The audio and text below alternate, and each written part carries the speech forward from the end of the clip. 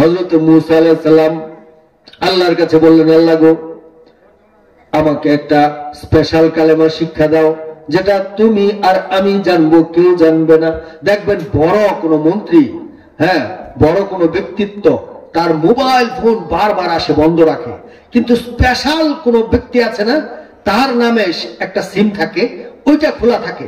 মনে করেন প্রধানমন্ত্রী জানে যে এই মন্ত্রীর এই নাম্বারটা, ওইটা শুধু সিক্রেট। হযরত মূসা আলাইহিস সালাম বললেন, আমাকে স্পেশাল একটা কালেমা শিক্ষা দাও। আল্লাহ পাক ডাক দিয়ে বললেন, মূসা তুমি পড়ো লা ইলাহা ইল্লাল্লাহ। মূসা আলাইহিস সালাম বললেন, আমি তো স্পেশাল কালেমা চাইলাম, তুমি তো আবার বললে লা ইলাহা ইল্লাল্লাহ পড়ো।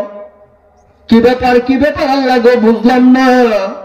আল্লাহ পাক ডাক দিয়ে বললেন, ও মূসা, কালেমা তাইয়্যিবা লা ইলাহা ইল্লাল্লাহ এক পাল্লায় রাখবা, আর সবকিছু, দুনিয়ার সবকিছু আরেক পাল্লায় রাখবা, কালেমার পাল্লা ভারী হয়ে যাবে।